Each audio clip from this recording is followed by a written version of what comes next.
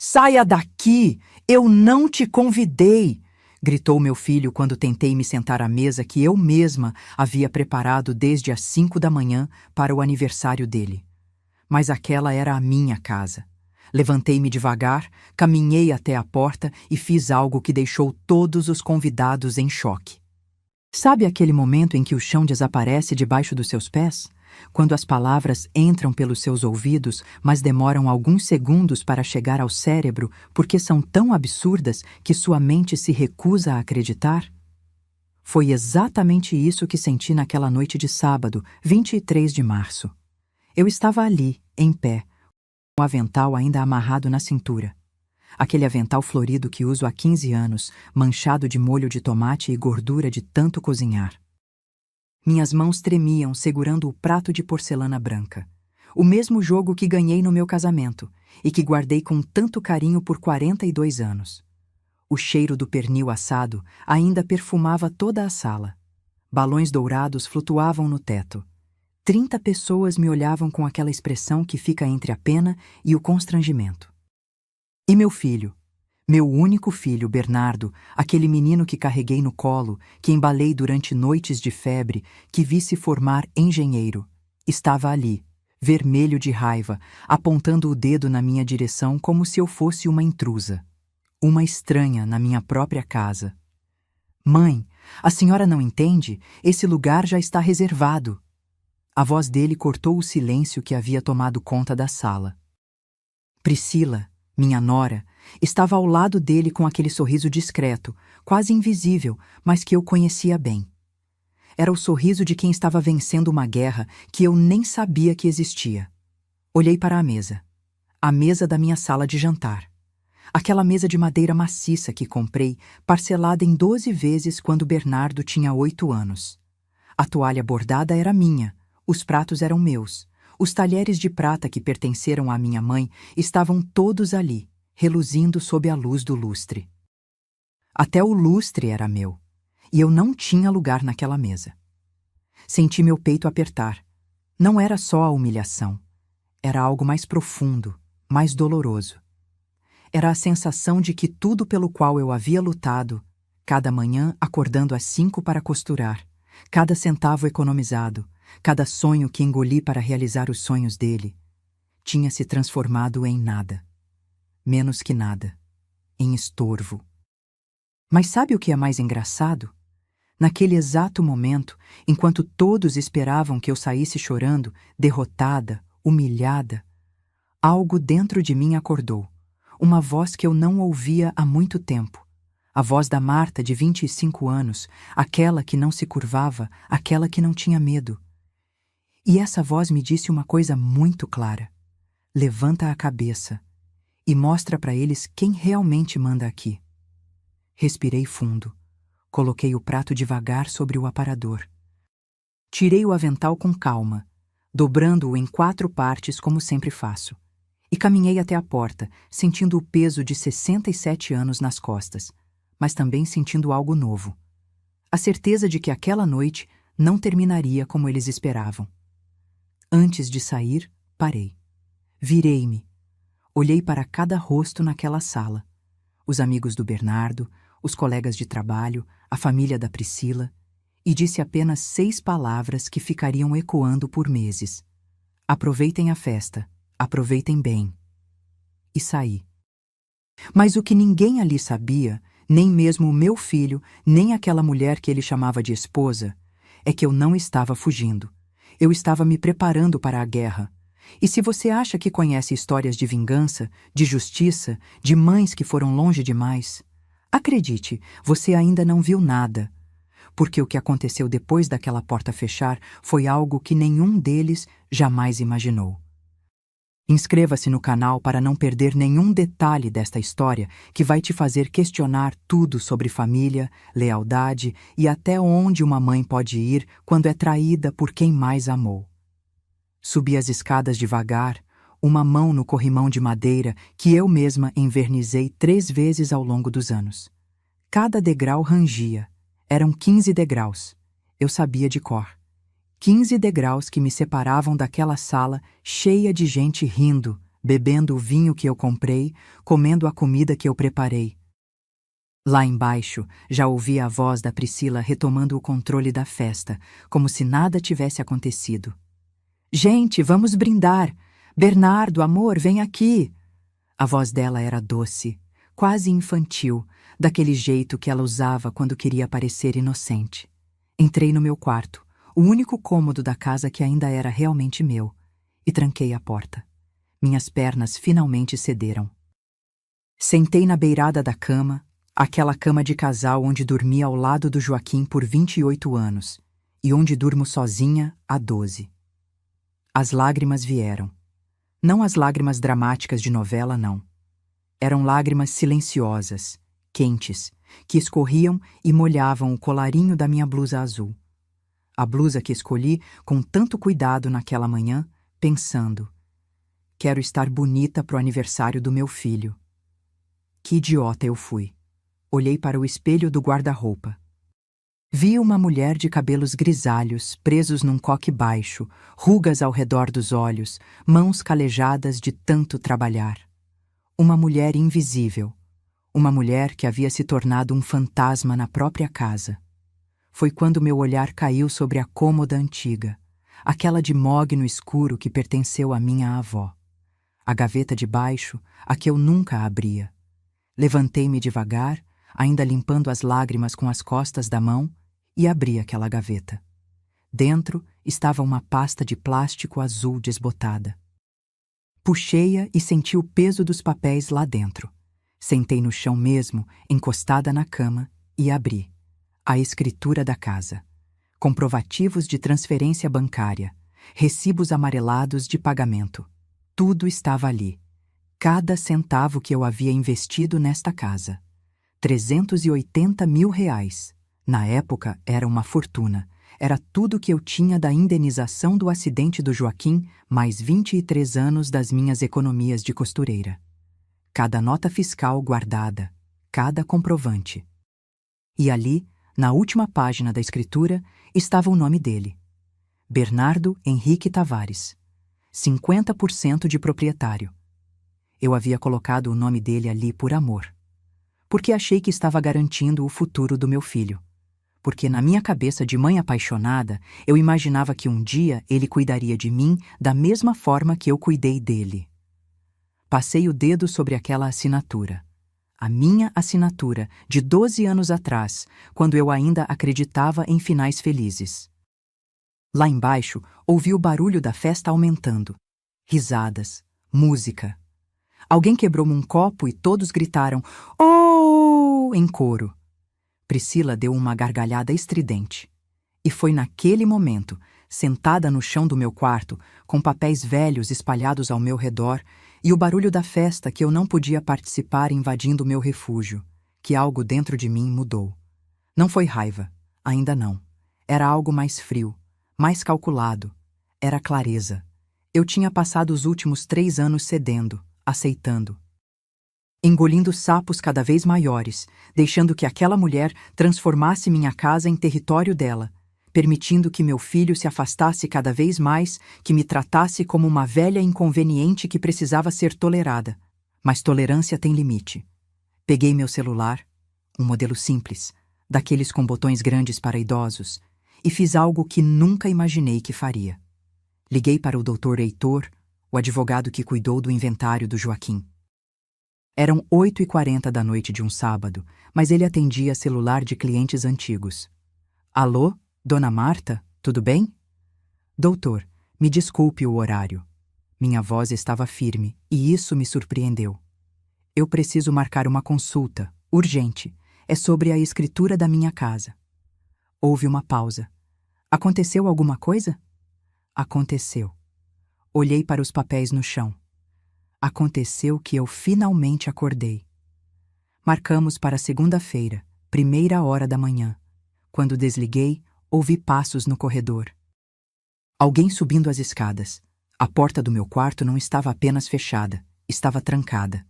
Mas mesmo assim, senti meu coração acelerar. Bateram. 3 batidas secas. Mãe? Era a voz do Bernardo, só que agora estava diferente, mais baixa, quase envergonhada. A senhora tá bem aí? Não respondi. Mãe, abre a porta. A gente precisa conversar. Guardei os documentos de volta na pasta. Coloquei a pasta de volta na gaveta. Levantei do chão, ajeitei a blusa, sequei o rosto. E só então, depois de respirar fundo 3 vezes, abri a porta. Ele estava ali, com aquela camisa social azul que eu passei na quinta-feira. Tinha uma expressão estranha no rosto. Não era arrependimento. Era incômodo. Como se minha presença ali, naquele estado, estivesse atrapalhando a festa perfeita dele. Quer descer? Tem bolo agora. Ele falou como quem faz um favor. Olhei nos olhos dele. Aqueles olhos castanhos que costumavam me olhar com admiração quando ele era criança. Não, obrigada. Já jantei. Menti. Meu estômago estava vazio desde o meio-dia. Mãe, não fica assim. A Priscila já pediu desculpas. Pediu? Arqueei a sobrancelha. Pra mim, não. Ele desviou o olhar. É que, você sabe como é. Ela estava nervosa com a festa, queria que tudo saísse perfeito. E eu atrapalho a perfeição, é isso? Eu não disse isso. Mas ele também não negou. Segurei a maçaneta da porta. Bernardo, pode voltar para sua festa. Eu estou bem. Ótima, na verdade. E fechei a porta. Devagar. Com controle. Ouvi os passos dele se afastando, hesitantes no início, depois mais rápidos, quase aliviados. Voltei para a cama. Não deitei. Fiquei sentada, olhando para a gaveta fechada da cômoda. E pela primeira vez em muito tempo, senti algo que não era tristeza nem resignação. Era poder. O poder de quem sabe algo que os outros não sabem. O poder de quem tem cartas na manga. O poder de quem finalmente decidiu jogar o jogo. A festa continuou até quase meia-noite. Ouvi cada risada, cada música, cada brinde. E fiquei ali, em silêncio, planejando. Porque eles podiam ter vencido aquela noite. Mas a guerra tinha acabado de começar. Segunda-feira chegou como uma bênção. A casa estava silenciosa. Bernardo havia saído cedo para o trabalho. E Priscila dormia até tarde como sempre fazia. Vesti minha calça preta, uma blusa creme e o blazer marrom que uso para ocasiões importantes. Passei batom, prendi o cabelo, calcei a sapatilha confortável. Olhei no espelho e vi a Marta que eu precisava ser naquele momento. Firme, decidida, consciente do próprio valor. O escritório do Dr. Heitor ficava no centro, num prédio antigo de 3 andares com elevador barulhento. Cheguei às 8h15. Ele me recebeu com um café forte e um olhar preocupado. Dona Marta, me conte o que aconteceu. E eu contei. Não tudo. Algumas dores a gente guarda só para si, mas contei o suficiente. Ele foi fazendo anotações num bloco amarelo, franzindo a testa de vez em quando, balançando a cabeça em outras. Quando terminei, ele suspirou fundo. A senhora se lembra quando colocou o nome do Bernardo na escritura? Eu havia recomendado fazer um testamento em vez disso. Lembrava. Claro que lembrava. Mas naquela época, 12 anos atrás, eu ainda estava em luto. O Joaquim tinha morrido havia apenas 3 meses. Eu estava sozinha, assustada, com um filho de 30 anos que acabara de se formar e estava começando a carreira. Parecia fazer sentido garantir que ele tivesse algo sólido, algo concreto. Eu achei que estava protegendo ele, admiti a voz baixa. Achei que se algo acontecesse comigo, pelo menos ele teria onde morar. E agora? Agora eu preciso saber, eu posso reverter isso? Dr. Heitor abriu uma pasta, colocou os óculos de leitura. Legalmente, sim. A casa foi comprada com seu dinheiro, temos todos os comprovantes. Você incluiu o Bernardo como coproprietário por liberalidade, sem que ele tivesse contribuído financeiramente. Isso pode ser revertido, mas vai dar trabalho. E vai doer.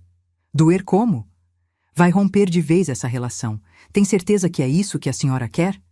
Pensei no grito dele, na expressão da Priscila, na sensação de ser expulsa da própria mesa. Doutor, essa relação já está rompida. Eu só não tinha percebido ainda. Ele tirou os óculos, limpou as lentes com cuidado. Então, preciso que a senhora me conte tudo, desde o começo, cada centavo investido, cada sacrifício. Vamos construir um caso sólido. E foi o que fiz. Contei sobre o Joaquim, meu marido, meu companheiro, o homem que conheci aos 19 anos num baile da Igreja do Rosário. Ele era operário da construção civil. Eu era costureira iniciante. Casamos com 22, morando num quartinho alugado de 25 metros quadrados, onde a cama quase encostava no fogão. Bernardo nasceu 3 anos depois. Uma cesárea complicada que me deixou 5 dias no hospital. Joaquim trabalhou dobrado naquele mês para pagar o convênio. Quando trouxemos nosso filho para casa, ele chorou de emoção segurando aquele pacotinho rosa embrulhado na mantinha de crochê. Foram anos difíceis, mas felizes. Joaquim trabalhava de sol a sol. Eu costurava até a vista doer. Fazíamos vestidos de festa, reformas, ajustes. Comecei a ser conhecida no bairro. Dona Marta faz as melhores barras, as costuras mais caprichadas. As clientes eram fiéis. E eu guardava cada nota de 50, cada nota de 20, dentro de uma lata de biscoito escondida no armário. Quando Bernardo tinha 8 anos, conseguimos comprar nosso primeiro imóvel. Um apartamento de 2 quartos em Jacarepaguá. Nada luxuoso, mas era nosso. Lembro do orgulho no rosto do Joaquim ao assinar a escritura. Nosso menino vai ter onde morar, Marta. Ele não vai passar o que a gente passou. Os anos foram passando. Bernardo era bom aluno, estudioso, dedicado. Conseguiu bolsa parcial numa faculdade particular de engenharia. Mas parcial não era integral. Ainda precisávamos pagar metade, R$ 4.700 por mês durante 5 anos. Joaquim assumiu turnos extras. Eu trabalhava até 10, 11 da noite na máquina de costura. Nosso filho não podia saber quanto aquilo custava. Não queríamos que ele carregasse esse peso. Queríamos que ele só estudasse, que aproveitasse a juventude, que construísse o futuro dele. Até que veio o acidente.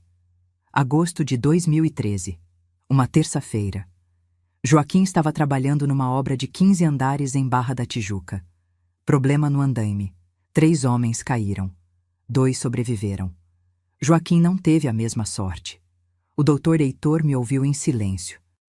Quando cheguei nessa parte, minha voz falhou. Ele empurrou a caixa de lenços de papel na minha direção. A construtora pagou a indenização depois de 1 ano de processo. Foram R$ 450 mil. Parecia muito dinheiro, mas não devolvia o Joaquim. Não enchia o vazio da casa. Não aquecia o outro lado da cama. Peguei um lenço, assoei o nariz, continuei. Bernardo estava no 3º ano da faculdade. Pensei em desistir, em pedir para ele trancar e trabalhar. Mas ele implorou. Mãe, deixa eu terminar. É o sonho do pai. E como eu ia negar? Então, paguei. Cada semestre, cada mensalidade, até o fim. R$ 95 mil no total, ao longo de 3 anos. Bernardo se formou com honras, conseguiu emprego bom numa empresa de construção civil. Ironia do destino. Com o que sobrou da indenização e mais as minhas economias, comprei a casa onde moramos hoje. Um sobrado de 3 quartos em Madureira, com quintal pequeno e garagem. R$ 380 mil em 2015. Coloquei o nome do Bernardo junto com o meu porque achei que era o certo, porque ele era meu único filho, porque pensei, se eu morrer amanhã, pelo menos ele está protegido. Dr. Heitor anotava tudo, pedindo comprovantes, organizando documentos. E quando ele conheceu a Priscila? Meu estômago embrulhou só de falar o nome dela. 4 anos atrás, numa festa de trabalho. Ela era estagiária do setor administrativo, 8 anos mais nova que ele. Bonita. Não vou mentir, mas tinha algo no olhar dela que me incomodava desde o primeiro dia. O quê? Calculismo. Sabe quando você olha para uma pessoa e sente que ela está medindo tudo? Quanto vale, quanto custa, o que ela pode ganhar com aquilo? Era assim, mas o Bernardo estava encantado, apaixonado, e quem era eu para falar contra? Eles casaram rápido, 6 meses de namoro, e já estavam no altar da igreja de Santo Antônio. Cerimônia pequena, só família e amigos próximos. Eu paguei o vestido da noiva. 12.000 num ateliê chique que a Priscila escolheu. E ainda ajudei com a festa. Mais 28.000. A senhora tem os comprovantes disso? Tenho tudo, doutor. Eu guardo tudo. Porque essa sempre foi minha natureza. Guardar, preservar, proteger. Cada nota fiscal, cada recibo, cada comprovante de transferência. Está tudo lá, naquela gaveta da cômoda de mogno. Doutor Reitor fechou o bloco, tirou os óculos, me olhou com seriedade. Dona Marta, a senhora construiu essa vida sozinha, pagou essa casa sozinha, sustentou essa família sozinha e agora está sendo tratada como intrusa. Isso não tá certo. Eu sei. Minhas mãos tremiam, mas a voz estava firme. Por isso eu tô aqui. Porque cansei de ser pisada, cansei de ser invisível, e se eu preciso provar meu valor com papéis e contratos, então que seja. Ele abriu um sorriso triste. Vamos fazer justiça. Mas prepare-se, vai ficar feio. Já está feio, doutor. Já está feio há muito tempo. Eu só estava fingindo que não via. Saí daquele escritório com uma pasta cheia de documentos para providenciar e um prazo, 15 dias para reunir tudo. 15 dias para montar minha defesa, 15 dias antes de soltar a bomba. E enquanto eu descia no elevador barulhento, olhando meu reflexo no espelho arranhado, pensei: Joaquim, onde você estiver, me dá forças, porque eu vou precisar de cada grama de coragem que existe em mim. A guerra tinha começado. E dessa vez eu não ia perder. Voltei para casa naquela segunda-feira com a cabeça fervilhando. Entrei pela porta da cozinha, coloquei a bolsa sobre a mesa e ouvi vozes na sala. Priscila estava no telefone, a voz estridente ecoando pelas paredes. Não, mãe, eu falei que esse sofá cinza não combina com nada. A gente precisa de algo mais moderno, sabe? Essa casa parece que parou nos anos 90. Minha casa. Ela estava falando da minha casa. Respirei fundo. Não era hora de confronto. Ainda não. Então fui para o meu quarto, fechei a porta e comecei a vasculhar as gavetas. Precisava de todos os comprovantes, todas as provas. E enquanto revirava caixas e pastas antigas, as memórias voltaram como uma enxurrada. A invasão não aconteceu de uma hora para outra. Foi lenta, gradual. Como água minando uma pedra, gota por gota, até que você percebe o estrago e já é tarde demais. Começou 3 anos atrás, logo depois do casamento. Priscila chegou com 2 malas e um sorriso encantador. Sogra, prometo que vou cuidar bem do seu filho. Eu acreditei. Abracei ela, beijei o rosto dela e disse: Esta casa é sua também. Deveria ter mordido a língua. Nas primeiras semanas, ela era discreta. Arrumava o quarto do casal, ajudava na cozinha, elogiava minha comida. Dona Marta, esse seu feijão é o melhor que já comi. Eu sorria, orgulhosa, pensando: que nora maravilhosa meu filho arranjou. Mas aí vieram as sugestões. Sogra, você não acha que essas cortinas de renda estão meio antigas? Podia colocar umas persianas, fica mais clean. Clean. Ela adorava essa palavra. Tudo tinha que ser clean. Troquei as cortinas. Gastei R$ 2.300 em persianas brancas que deixavam a sala parecendo um consultório médico. Mas ela ficou feliz. E eu queria que ela ficasse feliz. Depois foram os quadros. Eu tinha 3 quadros na sala. Um de paisagem que comprei numa feira de artesanato em Petrópolis, outro com uma foto do Joaquim que mandei ampliar e emoldurar, e um terço que a minha mãe bordou à mão antes de morrer. Um dia cheguei em casa e os 3 tinham sumido. Priscila, você viu os quadros que estavam aqui? Ela estava no sofá, mexendo no celular, com aquela cara de quem não quer ser incomodada. Ah, sogra, eu guardei. Aquilo estava muito poluído visualmente. Comprei uns pôsteres abstratos. Olha que lindo. Apontou para a parede, onde agora havia 3 molduras pretas com rabiscos coloridos que não significavam nada. E onde você guardou meus quadros? No depósito, lá nos fundos. Mas relaxa, tá tudo guardadinho. Fui até o depósito. Achei os quadros jogados em cima de caixas velhas, a moldura da foto do Joaquim com a vidraça rachada. Segurei aquele quadro contra o peito e chorei ali mesmo, no meio da poeira e das teias de aranha. Mas não reclamei. Porque eu não queria criar problema. Não queria ser aquela sogra chata, reclamona, que implica com tudo.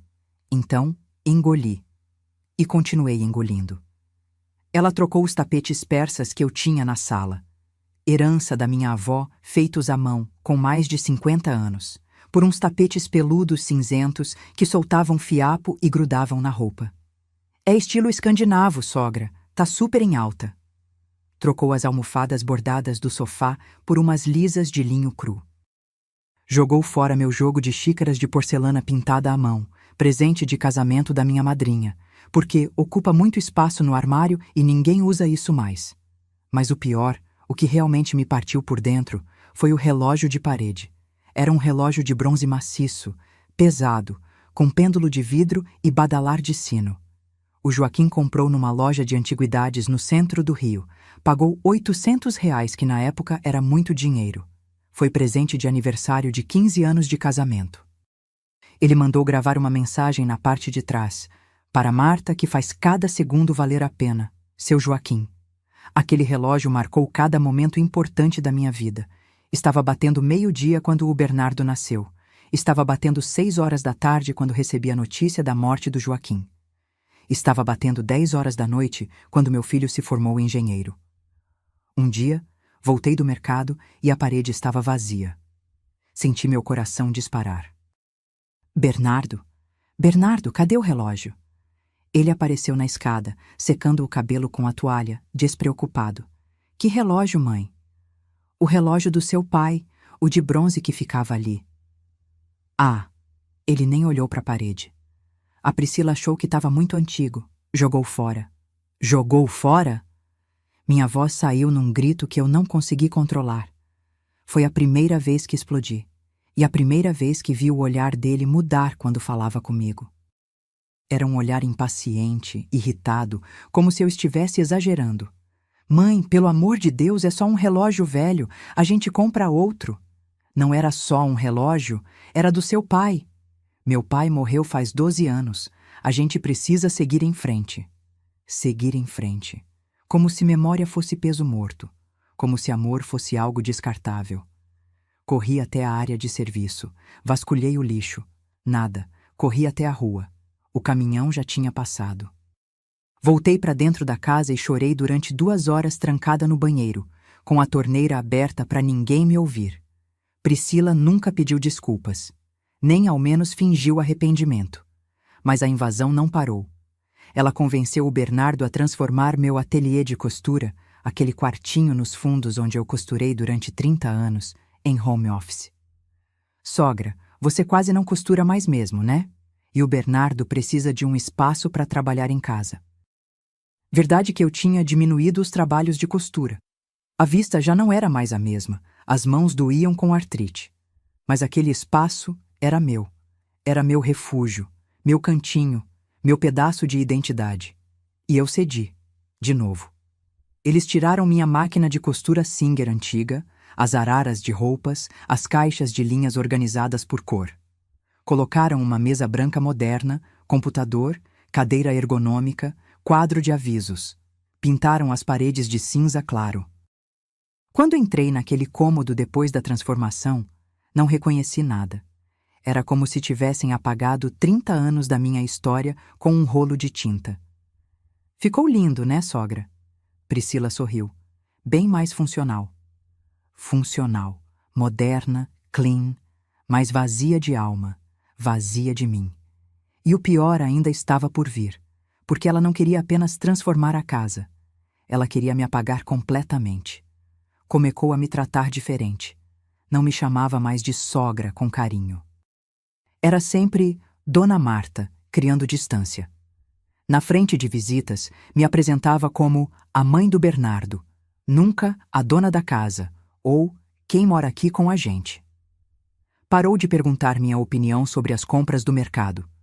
Simplesmente comprava o que queria e pronto. Trocou minha marca de café pela marca cara dela. Jogou fora minha panela de pressão antiga porque comprei uma elétrica, é mais segura para a senhora na idade da senhora. Na idade da senhora. Como se 67 anos fosse sinônimo de incapacidade. Começou a dar ordens para Regina, a empregada que eu pago R$ 1.400 por mês do meu dinheiro de aposentadoria. Regina, não precisa perguntar para Dona Marta, eu deixo a lista do que precisa limpar. E a pobre Regina ficava sem saber a quem obedecer, olhando de mim para ela com cara de desespero. Até meu lugar à mesa mudou. Antes, eu sentava na cabeceira. Afinal, era minha casa, minha mesa. Priscila foi aos poucos me empurrando para o canto, até que um dia simplesmente decretou: Sogra, vamos mudar os lugares? Fica melhor para servir assim. E eu, mais uma vez, cedi. Doutor Heitor tinha razão naquela manhã no escritório. A invasão foi tão lenta que, quando percebi, já não tinha mais espaço. Minha casa tinha sido tomada, meu filho tinha sido manipulado e eu tinha virado a intrusa na minha própria vida. Mas enquanto eu juntava aqueles documentos, aquelas provas, aqueles comprovantes de cada centavo investido, senti algo crescer dentro de mim. Não era ódio, era determinação. Porque uma coisa eu aprendi ao longo desses 67 anos. Você pode me tirar meus quadros, meus relógios, meu ateliê, pode me empurrar para o canto da mesa, pode me tratar como uma velha estorva, mas não pode me tirar o que é meu por direito. E essa casa era minha. E eu ia provar isso. 15 dias se passaram desde aquela consulta com o Dr. Heitor. 15 dias em que vivi uma mentira, fingindo normalidade enquanto por dentro arquitetava cada movimento. Juntei todos os documentos que ele pediu. Comprovantes de pagamento da casa, extratos bancários, recibos da faculdade do Bernardo, notas fiscais de reformas, contas de luz, água, IPTU, tudo em meu nome, tudo pago por mim. Mas a vida continuava, e nisso chegou o aniversário do meu filho, 23 de março. Bernardo completaria 42 anos. Sempre fiz questão de comemorar essa data como se fosse sagrada. Afinal, foi o dia em que me tornei mãe, o dia em que minha vida ganhou um propósito maior. Uma semana antes, Priscila apareceu na cozinha enquanto eu preparava o almoço. Encostou no balcão, cruzou os braços e disse com aquele tom de quem já decidiu tudo: Sogra, a gente vai fazer uma festa pro Bernardo no sábado. Nada muito grande, só uns 30 amigos. 30 pessoas na minha casa. Meu peito apertou, mas forcei um sorriso. Claro, vocês querem que eu prepare alguma coisa? Ela deu uma risadinha. Não precisa, sogra. Já encomendei tudo numa confeitaria. Salgados, docinhos, bolo, tudo no capricho. Senti uma pontada. Eu sempre fiz os aniversários do Bernardo. Sempre. Desde o primeiro, quando fiz um bolo de cenoura simples decorado com confeitos coloridos, até o ano passado, quando preparei uma feijoada completa que ele adorava. Mas eu posso fazer o pernil dele. Você sabe como ele gosta.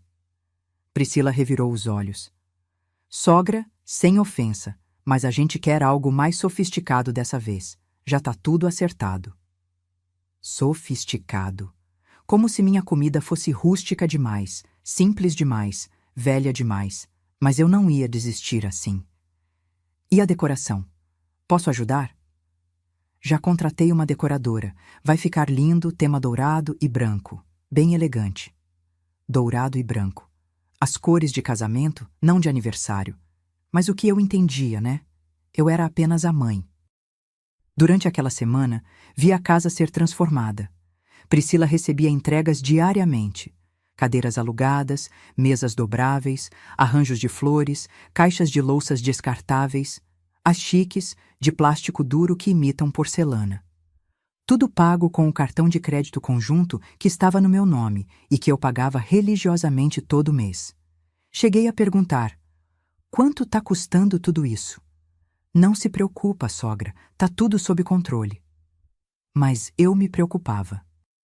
Porque controle para ela significava gastar sem limite e deixar a conta para mim. Chegou o sábado. Acordei às 5 da manhã. Não porque me pediram, mas porque não conseguia ficar de braços cruzados. Era o aniversário do meu filho e eu ia fazer algo, nem que fosse contrapor a vontade dela. Desci para a cozinha no escuro, acendi apenas a luz do fogão. Tirei da geladeira o pernil que tinha deixado marinando desde a noite anterior. Alho socado, pimenta do reino, louro, cerveja preta, mostarda e mel. A receita que o Joaquim adorava e que ensinei para o Bernardo quando ele tinha 10 anos. Embrulhei o pernil em papel alumínio, coloquei no forno baixo. 6 horas de cozimento lento. Enquanto assava, preparei a farofa. Bacon em cubinhos, cebola dourada, cenoura ralada, salsinha, ovos cozidos picados. O cheiro foi tomando conta da cozinha, subindo pelas escadas, enchendo cada cômodo. Às 7, ouvi passos. Priscila apareceu de camisola, com cara de sono e irritação. Que cheiro é esse? Bom dia. Fiz o pernil pro Bernardo. Ela bufou. Sogra, eu falei que não precisava. Já encomendei tudo. Eu sei, mas isso é tradição, e tradição não se quebra. Vi o maxilar dela travar, mas não discutiu. Apenas pegou um copo de água e subiu de volta, batendo os pés na escada. Passei o dia inteiro preparando. Além do pernil, fiz arroz com amêndoas, vinagrete fresco, molho de pimenta caseiro, pudim de leite condensado. A sobremesa preferida do Bernardo desde criança. Arrumei tudo em travessas bonitas, as de porcelana branca com detalhes azuis que ganhei da minha mãe. Às 3 da tarde, começaram a chegar as entregas da confeitaria. Caixas e caixas de salgados finos, docinhos franceses, tortas, quiches. Priscila recebia tudo com sorrisos, conferindo cada item. Quando viu minhas travessas na cozinha, franziu a testa, mas não disse nada. Às 5, cheguei a subir para o meu quarto para me arrumar. Escolhi uma blusa azul marinho que o Bernardo me deu 2 aniversários atrás. Calça social preta, sapato baixo confortável. Passei batom cor-de-rosa, prendi o cabelo num coque baixo, coloquei o colar de pérolas que era da minha avó. Olhei no espelho e pensei, você é a mãe dele, você tem lugar nessa festa. Desci às 6. A casa estava transformada. Balões dourados flutuavam no teto, arranjos de flores brancas decoravam cada canto. Uma mesa comprida havia sido montada na sala, com toalha branca e guardanapos dourados. Até contrataram um DJ que estava montando equipamento no canto. Os convidados começaram a chegar às 7. Casais bem vestidos, perfumados, com presentes embrulhados em papéis sofisticados. Reconheci alguns amigos antigos do Bernardo, mas a maioria era gente que eu nunca tinha visto, colegas de trabalho dele e da Priscila, amigos novos desse mundo moderno que eu não fazia parte. Fiquei na cozinha, observando. Regina, a empregada, corria de um lado para o outro servindo bebidas. Priscila circulava entre os convidados como anfitriã perfeita, apresentando a casa, minha casa, como se fosse projeto dela. Essa sala a gente reformou completamente. Antes era muito antiguinha, sabe? Antiquinha. Minha sala, minha vida. Bernardo chegou às 8, fingindo surpresa embora soubesse de tudo. Todos cantaram parabéns, ele apagou as velas do bolo de 3 andares coberto de glacê branco e detalhes dourados. Fotos, abraços, risadas. E eu ali, parada na entrada da cozinha, invisível. Até que chamaram para o jantar. A mesa estava posta com os salgados da confeitaria, as tortas, as saladas gourmet. Minhas travessas estavam lá também, mas empurradas para o canto, quase escondidas. O pernil que levei 6 horas fazendo estava numa ponta, como se fosse figurante. Vi Bernardo sentar na cabeceira. Priscila à direita dele. Os pais dela, os amigos próximos, todos se acomodando nos lugares reservados. 30 pessoas ao redor daquela mesa. E eu ainda de pé. Peguei um prato, me servi um pouco de farofa e pernil, porque queria provar do que fiz com tanto amor. E me dirigi à mesa. Havia uma cadeira vazia ao lado de um casal que eu não conhecia. Fui até lá, prato na mão, prestes a sentar. Foi quando Priscila levantou. Dona Marta. A voz dela cortou o burburinho das conversas. Todos se viraram para olhar. Esse lugar tá reservado.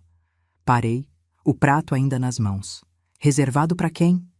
Para minha mãe. Ela já tá chegando. Olhei ao redor.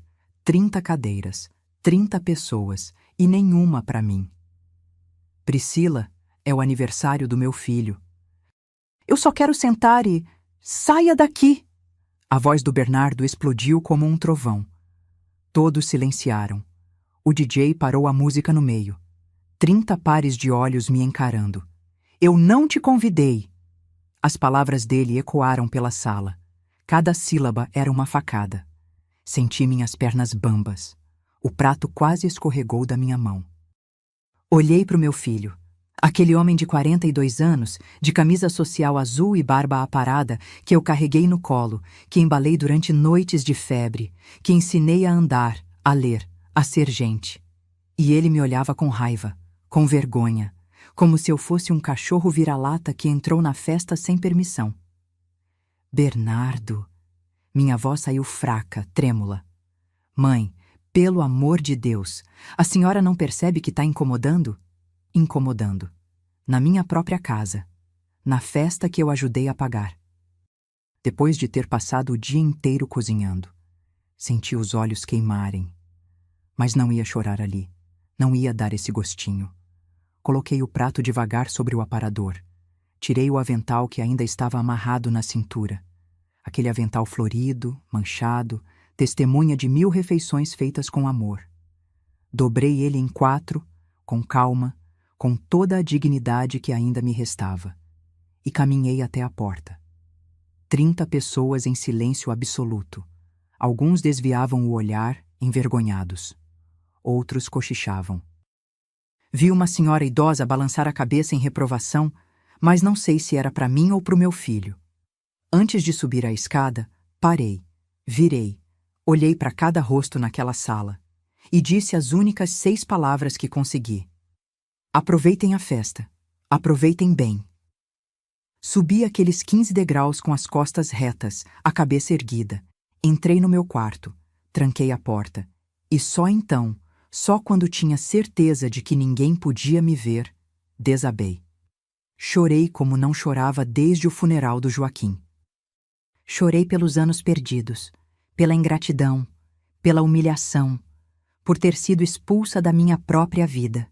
Mas no meio daquelas lágrimas, uma voz dentro de mim sussurrou: chega. E dessa vez, eu escutei.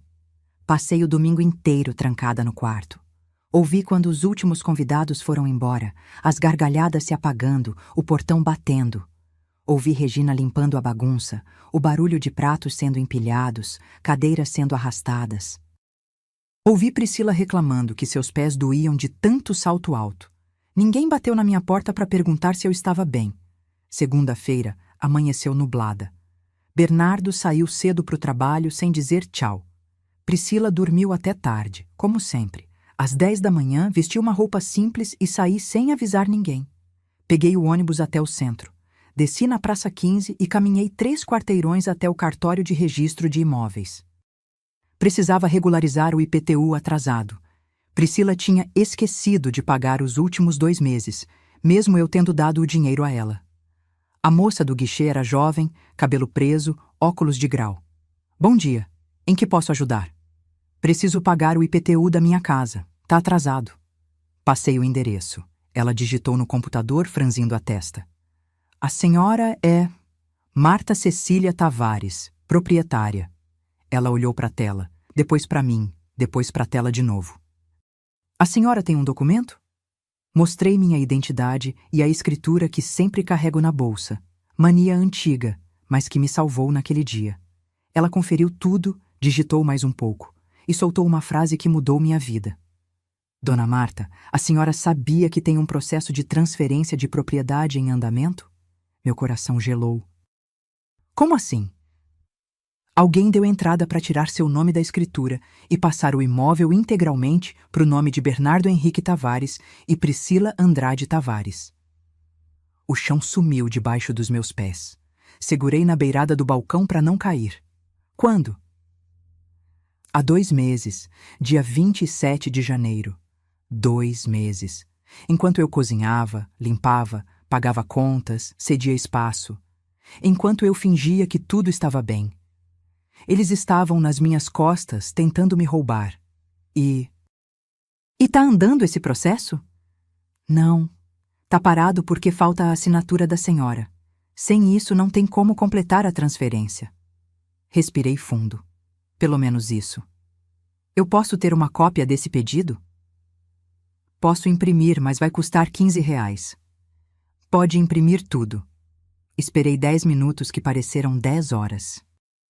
Quando ela me entregou o maço de papéis, vi formulários preenchidos, reconhecimento de firma do Bernardo, declarações falsas dizendo que eu havia concordado verbalmente com a transferência.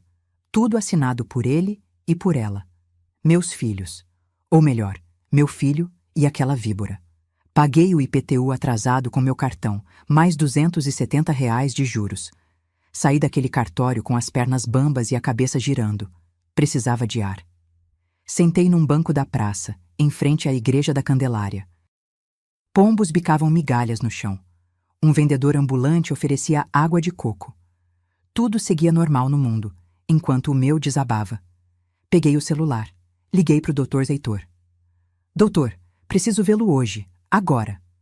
Dona Marta, aconteceu algo? Descobri que eles tentaram me tirar da escritura da casa. Houve um silêncio pesado. Chego lá em meia hora. Pode me esperar no escritório? Cheguei antes dele. Subi aqueles 3 andares de escada porque não conseguia ficar parada no elevador. Quando ele chegou, eu já estava sentada na recepção, segurando os papéis do cartório com tanta força que amassaram nas bordas. Entramos na sala dele. Ele leu tudo com atenção, a expressão ficando cada vez mais grave. Quando terminou, tirou os óculos e esfregou o rosto. Dona Marta, isso é tentativa de apropriação indébita. Eles falsificaram uma concordância sua. Se tivessem conseguido, a senhora estaria na rua. Mas eles não conseguiram. Não, mas tentaram. E vão tentar de novo. Ele abriu uma gaveta, pegou um gravador digital pequeno. A senhora tem celular? Tenho. Então, a partir de agora, grave tudo. Toda conversa suspeita, toda discussão, toda menção a dinheiro, casa, transferência, tudo. A gente precisa de provas. Voltei para casa às 3 da tarde. Priscila estava na sala vendo TV, comendo pipoca, pintando as unhas de vermelho. Nem olhou quando entrei. Oi, sogra. Já almoçou? Já. Menti. Meu estômago revirava só de pensar em comida. Subi para o meu quarto e esperei. Às 7, Bernardo chegou.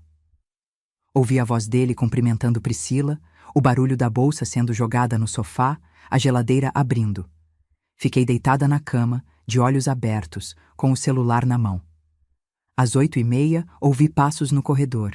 Vozes abafadas vindo do quarto deles, que ficava ao lado do meu. Encostei a orelha na parede. Nada. As paredes eram grossas demais. Levantei da cama. Abri a porta do quarto devagar, sem fazer barulho. O corredor estava escuro. A porta deles estava entreaberta. Priscila sempre reclamava de calor e deixava aberta para circular ar. Cheguei perto. Meu coração batia tão forte que tive medo de que eles ouvissem. Peguei o celular, abri o aplicativo de gravação, apertei o botão vermelho e encostei o aparelho na fresta da porta. A voz da Priscila estava irritada. Bernardo, eu não aguento mais. Sua mãe é um peso morto nessa casa. Priscila, não fala assim. Não fala assim nada. Ela fica se metendo, fica dando palpite, fica existindo. A gente precisa dessa escritura limpa, amor. Sem ela no meio. Eu sei, mas o processo parou por causa da assinatura dela. Então convence ela a assinar. Fala que é para facilitar o inventário quando ela morrer, sei lá. Inventa alguma coisa. Inventar. Mentir. Manipular a velha idiota. Minha mão tremia segurando o celular, mas não parei de gravar. E por que a gente precisa tanto dessa escritura mesmo? A voz do Bernardo soava cansada. Por que a gente tá devendo R$ 87 mil em cartão, Bernardo? Priscila explodiu. 87 mil, mais o carro que custa 12.300 por mês e a gente não consegue mais pagar.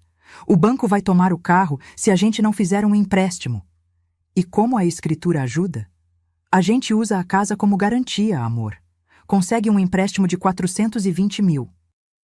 Paga tudo, sobra dinheiro, e a gente finalmente respira. Mas é a casa da minha mãe. Era da sua mãe, agora é nossa. E ela não pode ficar atrapalhando nossos planos. A gente precisa crescer, ter nosso espaço, construir nossa vida. E ela não faz parte disso. Silêncio. Um silêncio longo, pesado. Eu segurava a respiração, os olhos ardendo de lágrimas contidas. Mas, e se ela descobrir? Priscila deu uma risada curta, amarga. Descobrir o quê? A velha mal sai de casa, não entende de papel, não tem advogado. A gente convence ela a assinar dizendo que é coisa de imposto. Ela assina tudo o que você pede. Não sei, Priscila. Eu fico com peso na consciência. Peso na consciência? A voz dela ficou afiada. E o peso de perder tudo? De ter o nome sujo? De voltar a morar em apartamento alugado? Porque é isso que vai acontecer se a gente não resolver. Você escolhe. Sua mãe ou nosso futuro? Outro silêncio. E então ouvi a voz do meu filho, baixa, derrotada, mas clara. Tá bom, amanhã eu converso com ela. Meu mundo desabou de novo, mas dessa vez não de surpresa, de confirmação. Voltei para o meu quarto em silêncio. Tranquei a porta, sentei na cama e ouvi aquela gravação 3 vezes, só para ter certeza de que não era pesadelo. 87 mil reais de dívida, 12.300 de carro, empréstimo de 420 mil usando minha casa como garantia. E meu filho, meu único filho, que eu criei sozinha, que paguei faculdade, que dei teto e comida, havia escolhido, e não tinha me escolhido. Peguei o celular, mandei o áudio para o Dr. Heitor pelo WhatsApp, com uma mensagem curta. Doutor, tenho as provas que precisávamos. Preciso que o senhor acelere tudo. Não tenho mais tempo a perder. Ele respondeu em 2 minutos. Recebido. Amanhã às 8h no escritório. Vamos dar o troco. Deitei naquela cama, olhando para o teto. Lá fora, ouvia Priscila e Bernardo voltando à rotina, como se nada tivessem dito. Televisão ligada. Risadas, normalidade. Mas nada mais seria normal. Porque a guerra tinha mudado de patamar. E agora eu tinha munição. Acordei terça-feira com uma clareza que não sentia há anos. Não era raiva. Raiva é quente, impulsiva, cega. O que eu sentia era frio, calculado, preciso. Era justiça. Vesti minha melhor roupa, a calça social cinza, a blusa branca de botões, o blazer preto que uso para ocasiões importantes. Passei batom, prendi o cabelo, calcei sapato fechado, olhei no espelho e vi uma mulher diferente daquela que tinha sido humilhada no sábado. Desci às 7h. Bernardo já tinha saído para o trabalho, covarde, fugindo antes da conversa que Priscila tinha mandado ele ter comigo. Ela ainda dormia, claro. Deixei um bilhete na geladeira. Saí para resolver uns assuntos. Volto à tarde. Peguei o ônibus para o centro. Cheguei no escritório do Dr. Heitor 5 minutos antes das 8. Ele já estava lá, com café passado e uma pasta grossa sobre a mesa. Dona Marta. Ele apertou minha mão com firmeza. Ouvi a gravação. 5 vezes. E a gente tem eles na palma da mão. Ele abriu a pasta. Mas preciso que a senhora entenda. O que vamos fazer agora não tem volta. Uma vez que começar, vai doer. Para eles e para a senhora. Doutor, já doeu demais.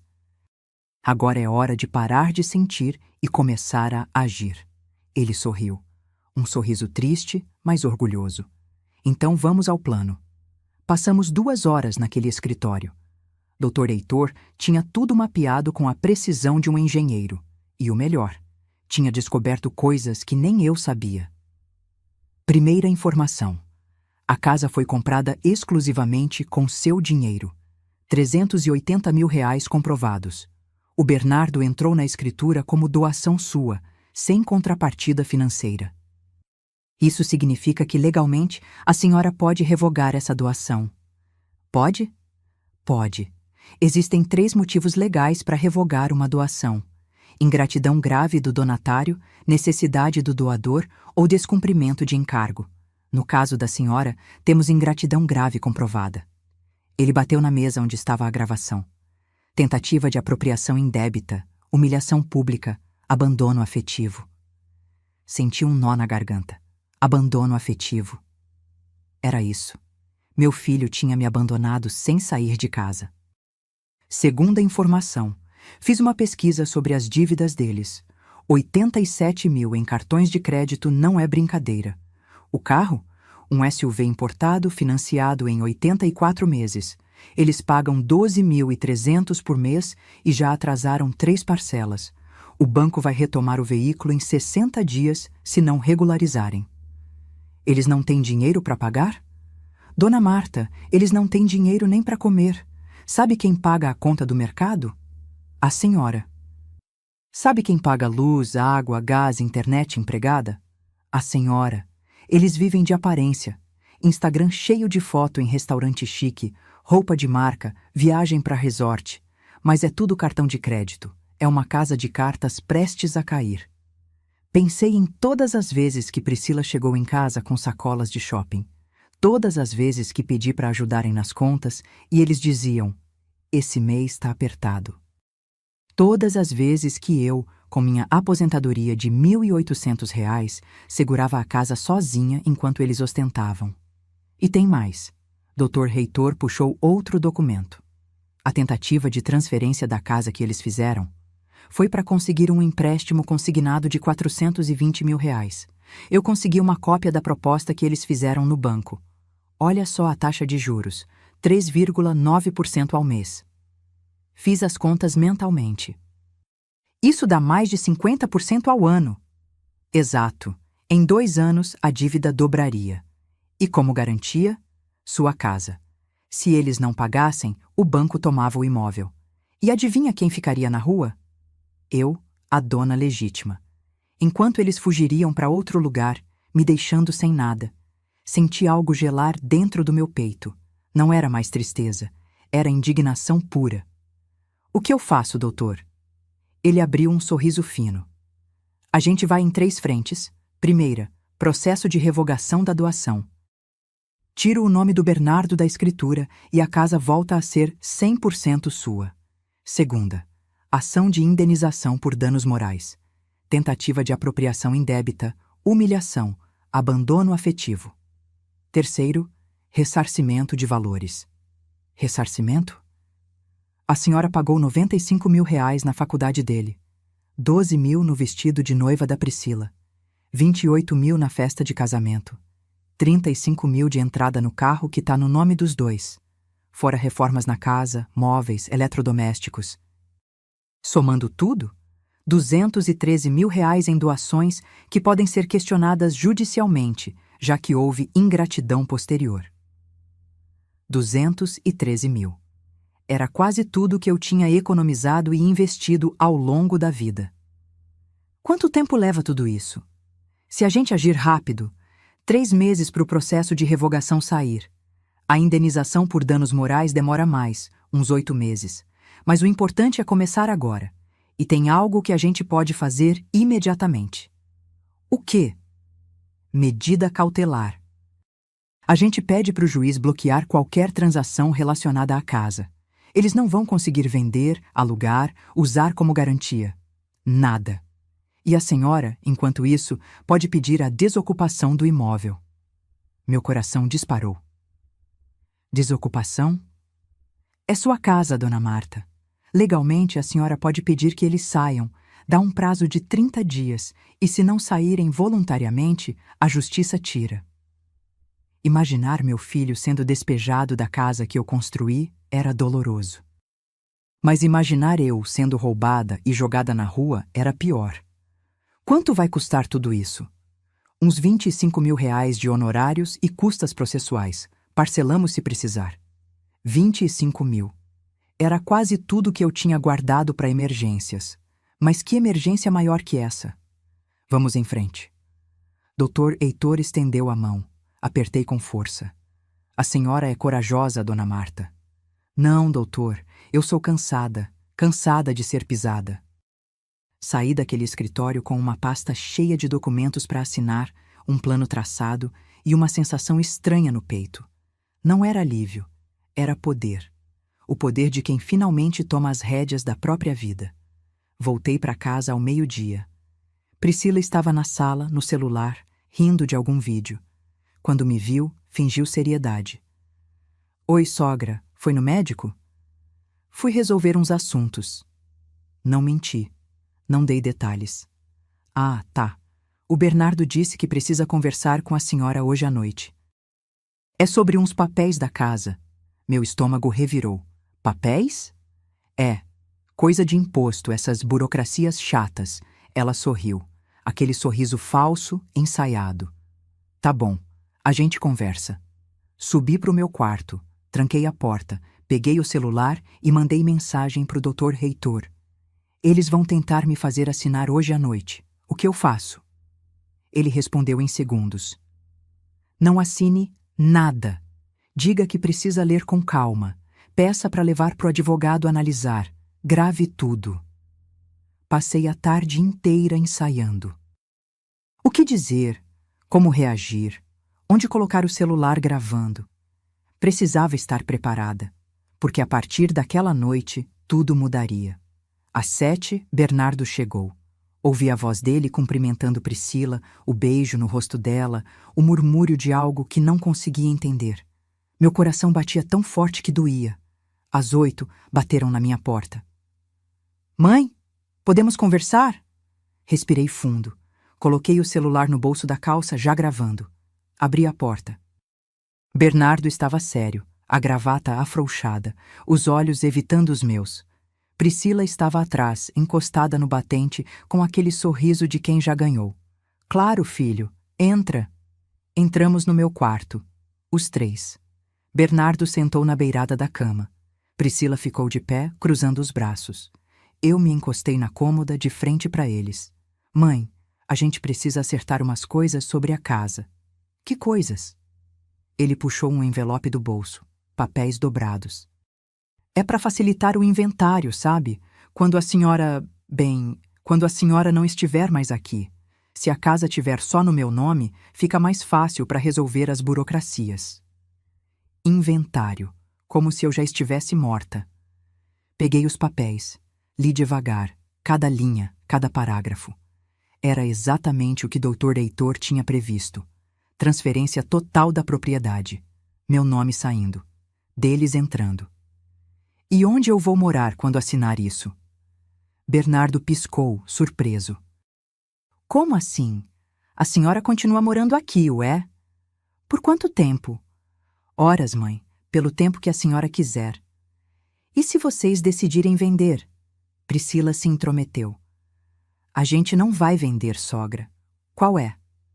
Dobrei os papéis de volta, coloquei no envelope e devolvi para ele. Não vou assinar. O rosto do Bernardo mudou. Mãe, não vou assinar nada sem meu advogado ler antes. Priscila deu um passo à frente. Advogado? Que advogado? Olhei nos olhos dela. Demorei. Deixei o silêncio pesar e disse, com toda a calma do mundo, o mesmo que vai cuidar do processo de revogação da doação que fiz pro Bernardo. A expressão dela congelou. Bernardo levantou. Processo? Que processo? Vocês vão descobrir em breve. E abri a porta do quarto. Um convite para eles saírem. Priscila passou por mim, os olhos faiscando de raiva. Bernardo hesitou, a boca aberta, sem palavras. Mãe, o que a senhora está fazendo? Segurei a maçaneta. E finalmente, depois de anos engolindo sapos, disse o que precisava ser dito. Estou me defendendo, filho. Algo que eu deveria ter feito há muito tempo. E fechei a porta. Do lado de fora, ouvi a explosão. Eu sabia que a velha ia criar problema. Mas não importava mais, porque o jogo tinha mudado. E dessa vez, eu tinha as cartas vencedoras. Os 15 dias seguintes foram os mais tensos da minha vida. Bernardo e Priscila mal falavam comigo.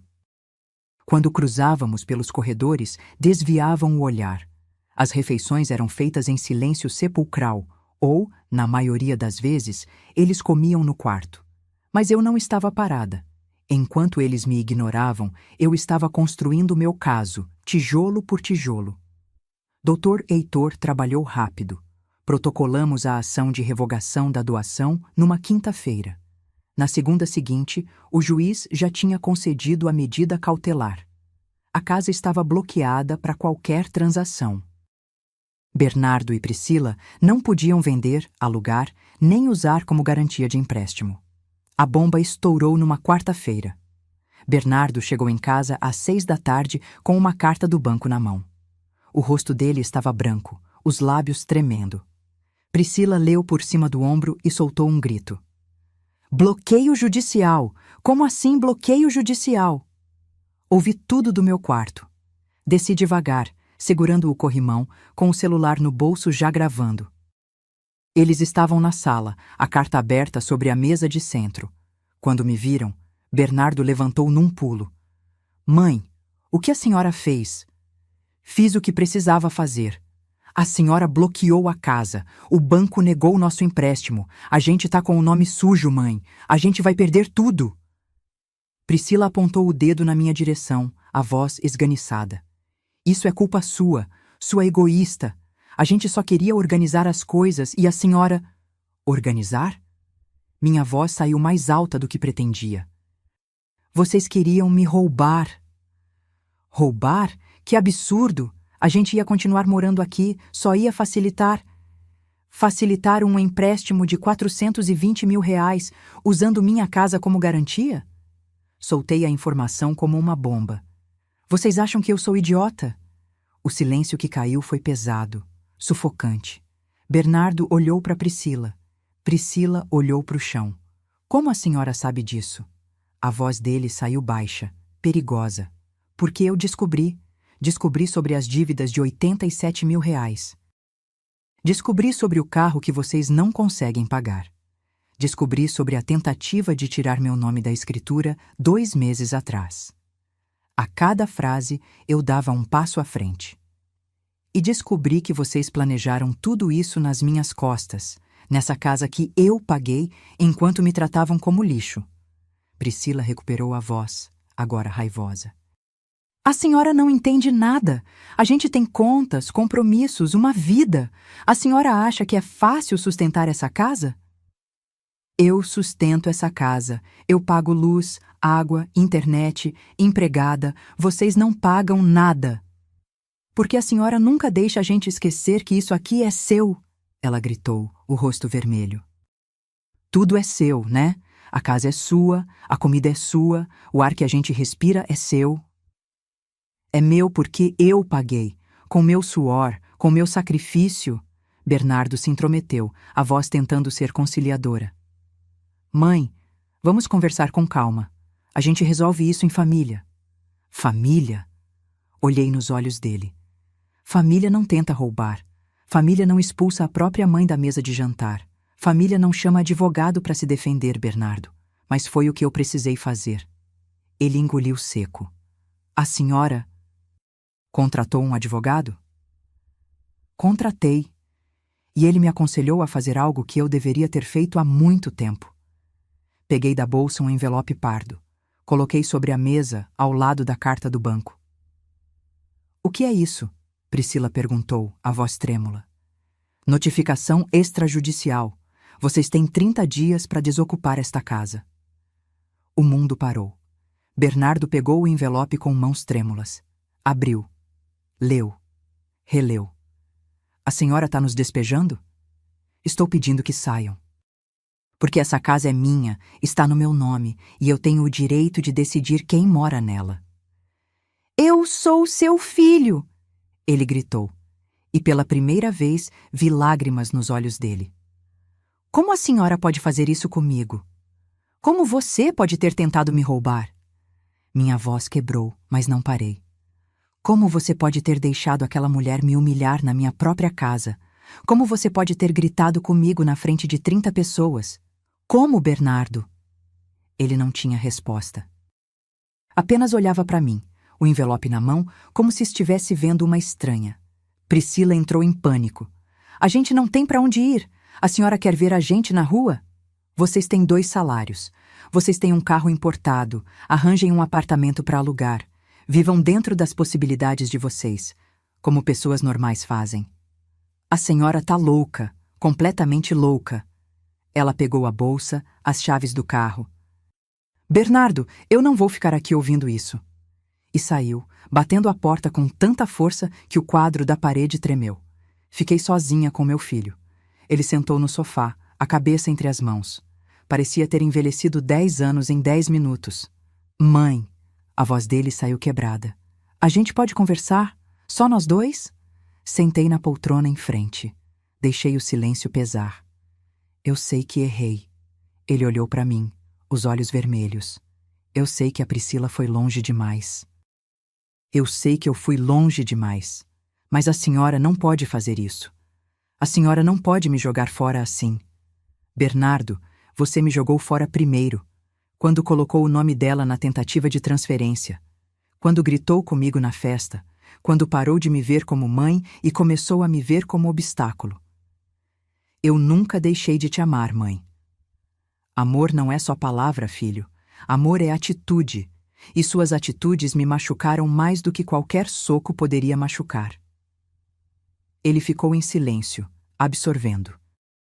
Se eu terminar com a Priscila, se eu mandar ela embora, a senhora desiste disso? Olhei para ele. Meu filho, meu único filho, o menino que carreguei, embalei, criei. E vi nele não o menino que foi, mas o homem que ele escolheu ser. Bernardo, isso não é sobre ela, é sobre você, sobre suas escolhas, sobre você ter tentado me tirar da escritura, sabendo que eu ia ficar sem nada, sobre você ter me humilhado. Não dá para consertar isso terminando um namoro. Isso é quem você é agora. Ele respirou fundo. Quando falou de novo, a voz estava diferente, mais fria. Então a senhora escolheu a casa. Não, eu escolhi minha dignidade. Você que escolheu a casa quando tentou tirá-la de mim. Levantei, peguei minha bolsa e antes de subir para meu quarto me virei mais uma vez. 30 dias, Bernardo. É o que a lei me obriga a dar. Depois disso, se não saírem voluntariamente, o oficial de justiça vai fazer vocês saírem. E aí vai ser muito pior. Subi aqueles 15 degraus pela última vez, sentindo o peso do mundo nas costas. Mas quando fechei a porta do meu quarto, quando me olhei no espelho, vi algo que não via há anos. Vi uma mulher forte, uma mulher que lutou, uma mulher que não desistiu de si mesma. E pela primeira vez em muito tempo, me senti orgulhosa de quem eu era. Lá embaixo, ouvi Bernardo chorando.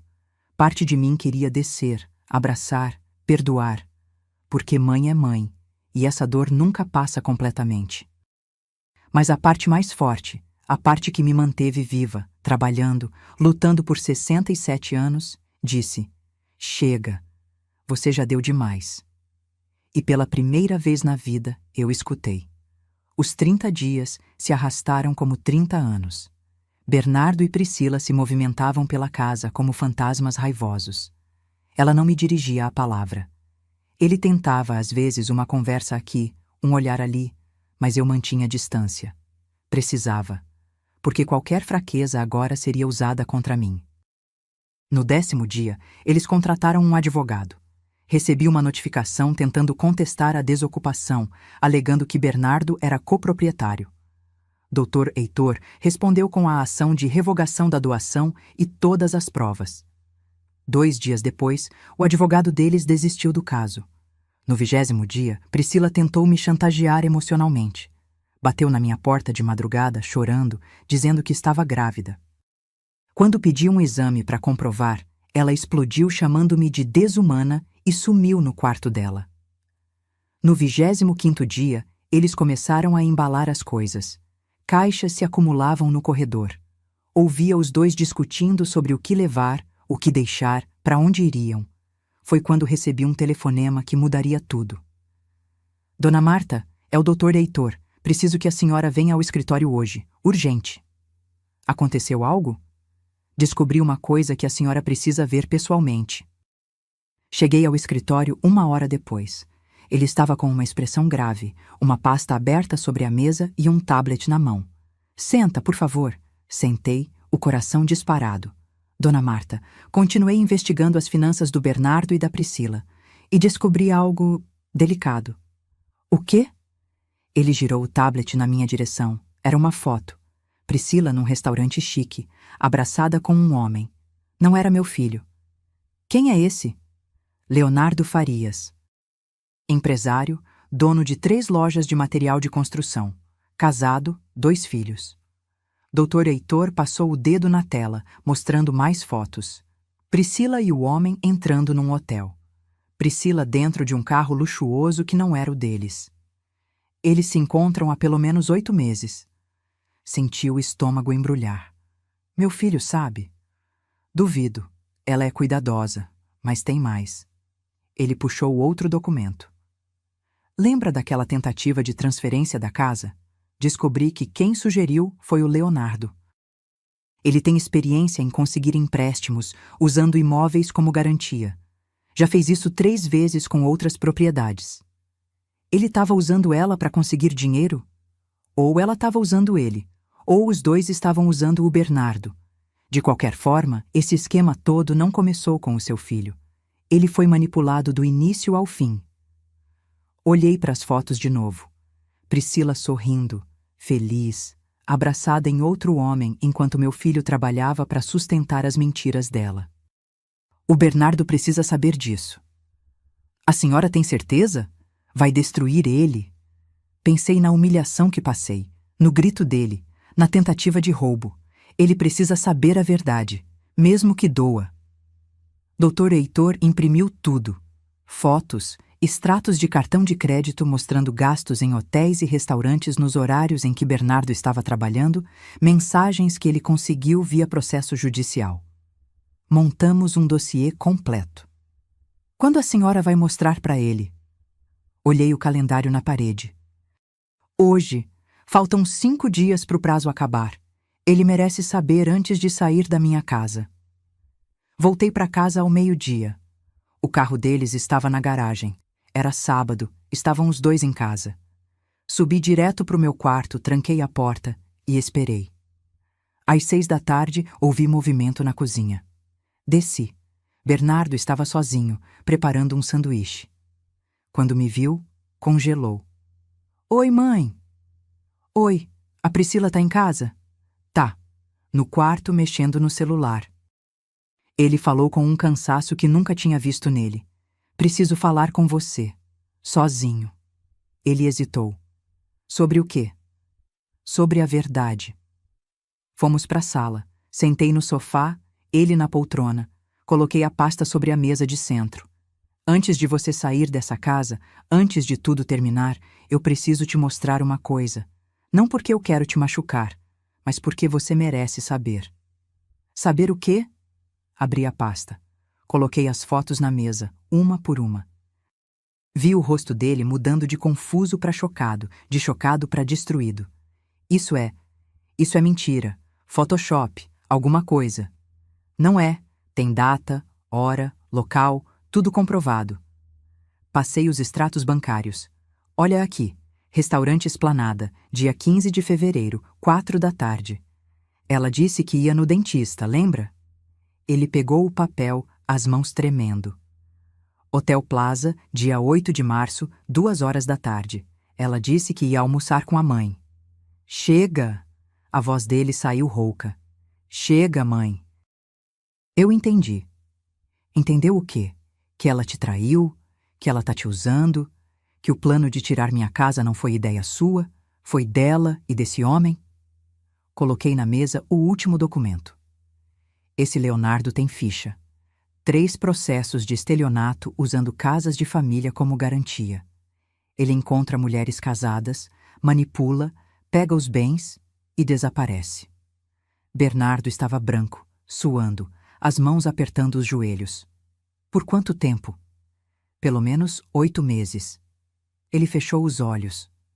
Uma lágrima escorreu. Eu sou um idiota. Você é um homem que foi manipulado por ela e por causa dela você quase perdeu sua mãe.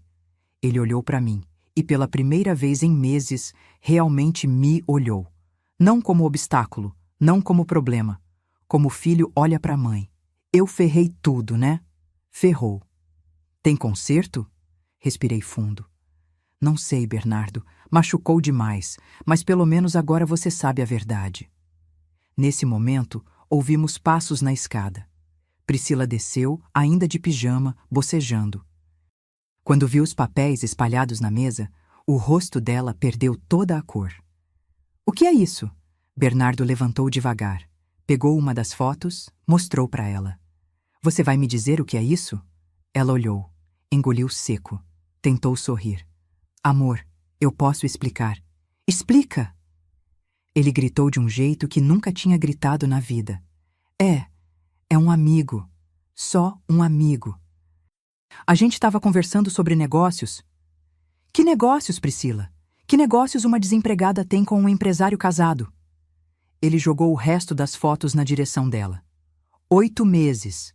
8 meses tu estava me traindo e eu não sabia de nada. Ela recuou, tentando pegar as fotos, esconder. Não é o que você está pensando, não? Então me explica o hotel, me explica os restaurantes. Me explica por que esse cara tá pagando tuas contas enquanto eu tô afundado em dívida. Ele não paga nada. Isso é mentira da tua mãe. Ela inventou tudo para separar a gente. Bernardo riu. Uma risada amarga, sem humor. Inventou? Tem foto, tem data, tem extrato de banco. Ela falsificou, ela quer acabar com a gente. Levantei do sofá. Caminhei até ela e disse com toda a calma do mundo. Priscila, você já acabou com vocês sozinha. Eu só trouxe a verdade à tona. Ela me encarou com ódio puro. Você é uma velha amarga que não suporta ver o filho feliz. Feliz? Bernardo explodiu de novo. Feliz afundado em dívida? Feliz sendo corno? Feliz quase perdendo minha mãe por tua causa? Eu não tenho culpa se sua mãe é uma egoísta que não larga dessa casa. Essa casa é dela! Sempre foi, e você sabia. Você me manipulou para tentar roubar. Priscila respirava acelerado, os olhos brilhando de raiva. Sabe de uma coisa? Eu cansei. Cansei de fingir que gosto de você. Cansei de fingir que esse casamento presta. Cansei de fingir que sua família vale alguma coisa. O silêncio foi brutal. Bernardo deu um passo para trás, como se tivesse levado um soco. Priscila continuou, agora sem filtro, descarregando anos de mentira. Você acha que eu casei contigo por amor? Eu casei pela casa, pela estabilidade. Pensei que fosse fácil empurrar a velha pro canto e ficar com tudo, mas ela é teimosa demais. Sai da minha frente. A voz do Bernardo saiu baixa, perigosa. Ou o quê? Você vai fazer o quê? Sai da minha frente antes que eu faça algo que vou me arrepender. Ela pegou a bolsa, as chaves. Eu vou sair, sim, mas não vou voltar. Pode ficar com sua casa, com sua mãe, com sua vida medíocre. Eu mereço mais que isso. E saiu, batendo a porta tão forte que o trinco quase quebrou. O barulho do carro ligando, o motor acelerando, o portão abrindo, e ela sumindo rua afora. Bernardo desabou no sofá, a cabeça entre as mãos, soluçando. Lágrimas escorrendo entre os dedos, o corpo tremendo. Fiquei ali, de pé, olhando meu filho se despedaçar. Parte de mim queria abraçar, parte de mim queria dizer, eu avisei. Mas fiz algo melhor. Sentei ao lado dele. Não falei nada. Apenas coloquei a mão nas costas dele, fazendo movimentos circulares como fazia quando ele era criança e tinha pesadelos. Eu sinto muito, mãe. Ele disse entre soluços. Eu sinto tanto. Eu sei. Eu quase perdi você. Quase. Ele levantou a cabeça, o rosto molhado, inchado. Como eu conserto isso? Respirei fundo. Não sei se conserta, Bernardo. Algumas coisas quebram de um jeito que não tem cola que segure, mas a gente pode tentar reconstruir, diferente, novo. Você me perdoa? Um dia, talvez, se você provar que aprendeu. Ele acenou com a cabeça. E naquele momento, com meu filho destroçado ao meu lado e a casa finalmente em silêncio, senti algo estranho. Não era felicidade, não era vitória, era justiça. Justiça pela humilhação, pelo desrespeito, pela dor. A verdade tinha vindo à tona, e a verdade, mesmo dolorosa, sempre liberta. Acordo com o sol entrando pela janela do meu quarto. São 7 da manhã de um sábado de setembro, e pela primeira vez em anos, acordo sem aquele peso no peito. Sem medo, sem tensão. A casa está em silêncio, mas é um silêncio diferente. Não é o silêncio pesado de quem evita conversas. É o silêncio de paz. Levanto, calço o chinelo, vou até a cozinha. Preparo o café no bule esmaltado que a minha mãe me deu há 40 anos, aquele que a Priscila queria jogar fora porque era antigo demais. Agora ele está de volta ao seu lugar de honra, sobre o fogão. Olho ao redor. A casa está diferente. Ainda é a mesma estrutura, as mesmas paredes, mas parece outra, porque agora ela respira. As cortinas de renda estão de volta na sala. O relógio de bronze? Encontrei um idêntico num antiquário de Petrópolis. Mandei gravar a mesma mensagem na parte de trás. Ele marca 8 horas da manhã agora, com seu badalar suave que enche a casa de memória. Os quadros voltaram para as paredes. A foto do Joaquim, com moldura nova. A paisagem de Petrópolis. O terço bordado pela minha mãe. E adicionei um quarto. Uma foto minha e do Bernardo quando ele tinha 5 anos, no colo do pai, os 3 sorrindo na pracinha do bairro. Meu ateliê foi reconstruído. A máquina Singer está de volta, oleada, funcionando perfeitamente. As caixas de linha organizadas por cor nas prateleiras que mandei fazer. E tem clientes. 3 vestidos de festa encomendados para esse mês, 2 reformas de calça, um vestido de madrinha. Ganho entre R$3.200 e R$4.500 por mês agora. Não é fortuna, mas é meu. É fruto do meu trabalho. Termino o café, pego a xícara de porcelana pintada à mão, aquelas que a Priscila jogou fora e que recomprei num antiquário pelo dobro do preço, mas que valeu cada centavo. Sento na varanda dos fundos, olhando o quintal.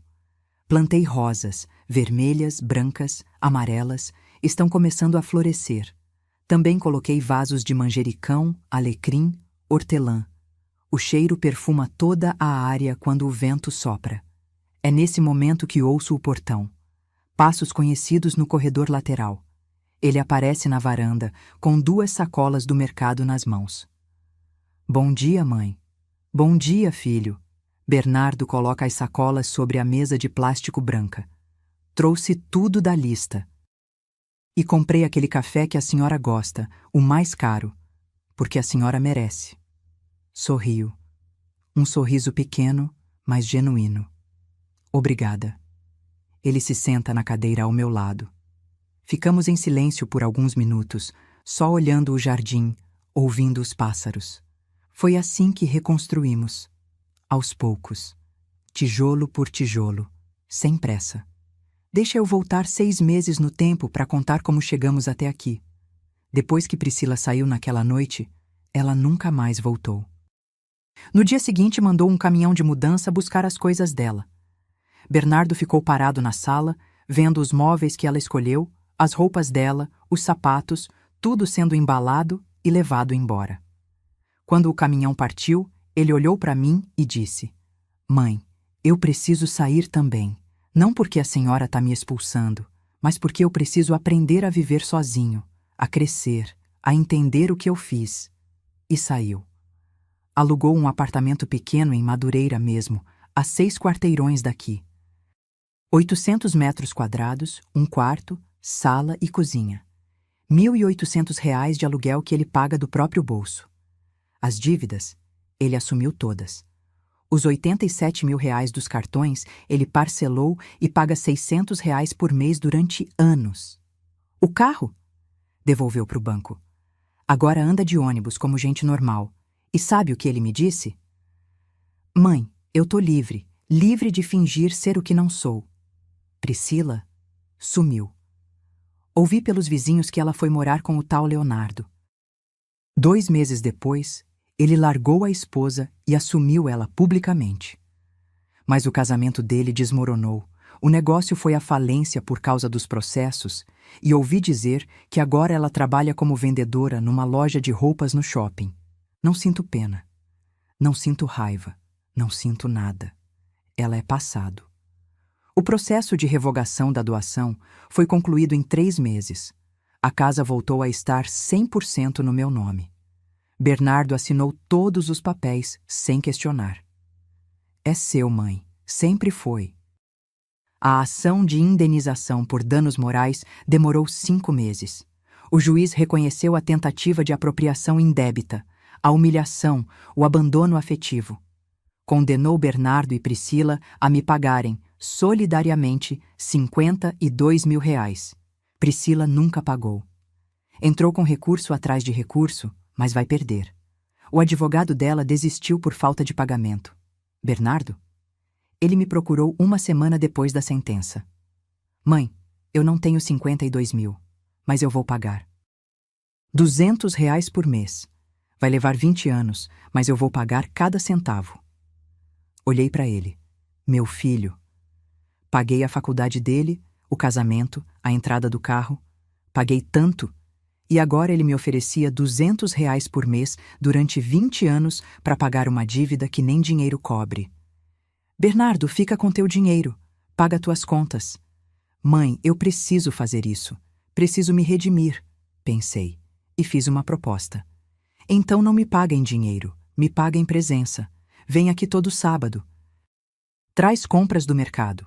Conserta o que quebrar na casa. Me faz companhia. Me mostra que você aprendeu. Ele aceitou. E cumpre. Todo sábado, às 7h30 da manhã, ele está aqui. Às vezes traz flores. Às vezes traz pão quentinho da padaria. Sempre traz abraço. Voltando ao presente. Olho para o meu filho ao meu lado, tomando café numa xícara simples, vestido com roupa casual, sem ostentação.